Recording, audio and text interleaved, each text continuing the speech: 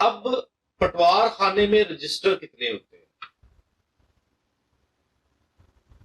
آپ کا پرپز اس بات سے حل ہو جائے گا، آپ کو اپنا مطمع نظر کلیئر ہو جائے گا آپ کا، جو میں رجسٹر آپ کو بتانے لگا۔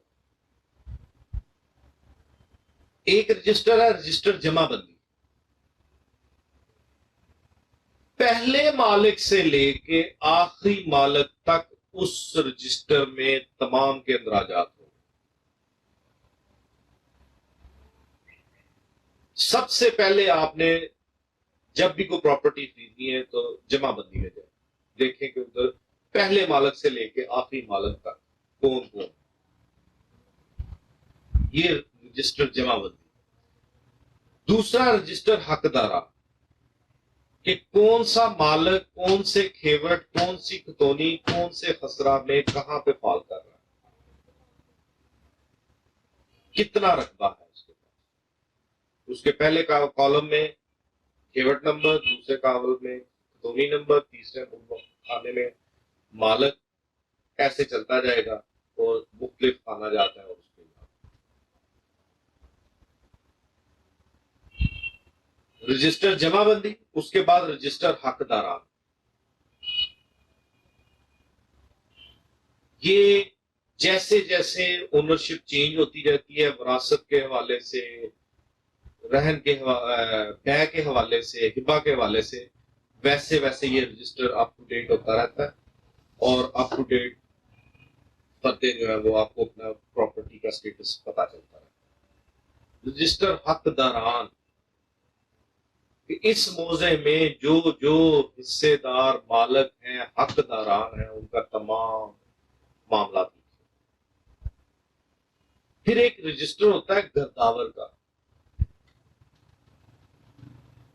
گرداور کا رجسٹر بھی اہمیت کا حامل ہے۔ دو فصلیں ہوتی ہیں، ربی اور خریف۔ ان فصلوں پہ گرداور کا رجسٹر جو ہے وہ ایکٹیو ہوتا ہے۔ میں نے ایک پراپرٹی خریدی، گرداور کے رجسٹر میں سابقہ مالک کا نام اس وقت تک رہے گا جب تک آپ گرداور کو یہ نہیں کہیں گے کہ موقع پر جا کے دیکھیں اس پر قبضہ میرا ہے، یہ میرا ملکیتی ثبوت ہے۔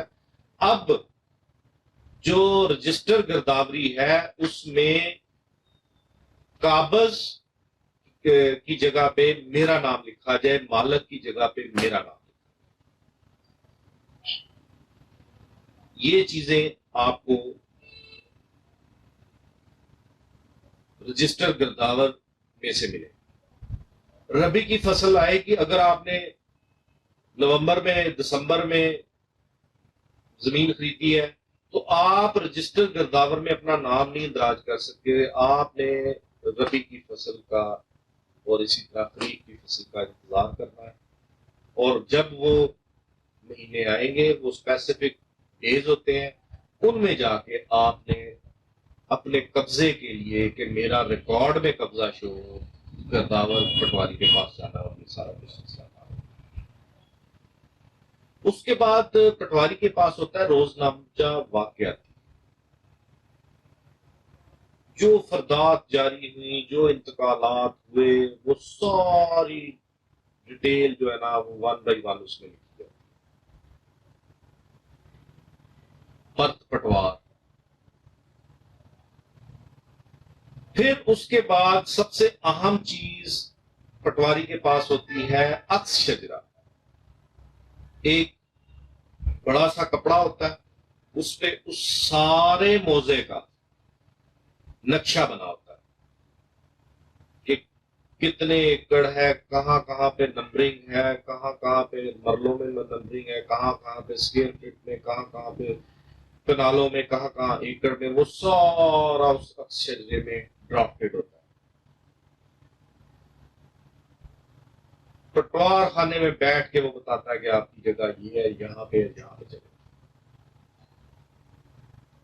یہ پٹواری کا سارا کیا گیا۔ اب اہم بات آ گئی، پنجاب میں تو آلموسٹ 70% یہ کام ہو چکا ہے، 30% رہ چکا ہو۔ اب پٹواری سے تمام اختیارات چھین لیے گئے ہیں اور اے ڈی ایل آر کو دے دیے گئے، کمپیوٹرائزڈ کر دیا گیا۔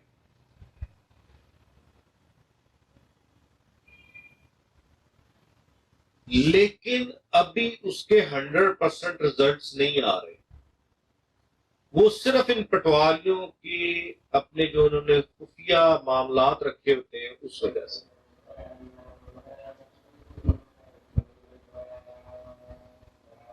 اب فردبہ بھی اے ڈی ایل آر سے جاری ہوتی ہے، پھر پٹواری کے پاس سمپل ایک کلرک کے طور پہ چلی جاتی ہے کہ آپ یہ اپنے جو ہینڈ ریٹن رجسٹر ہے اس میں اندراج کر دیں، اور پٹواری تقریباً ان کا کام ختم ہو چکا ہے۔ اب آ گیا یہ سوال کہ پٹواری کیسے بلیک میل کرتا ہے اور پٹواری سے بچنے کے لیے ہمیں کیا تدارک کرنے چاہیے، ہمارے پاس کیا ریمیڈیز اویلیبل ہے، اس پہ میں آپ کو بتاتا ہوں کہ ان کو میٹ وتھ کرنے کے لیے یہ جو بلیک میلنگ کرتے ہیں آپ کے پاس کیا کیا اختیارات ہیں۔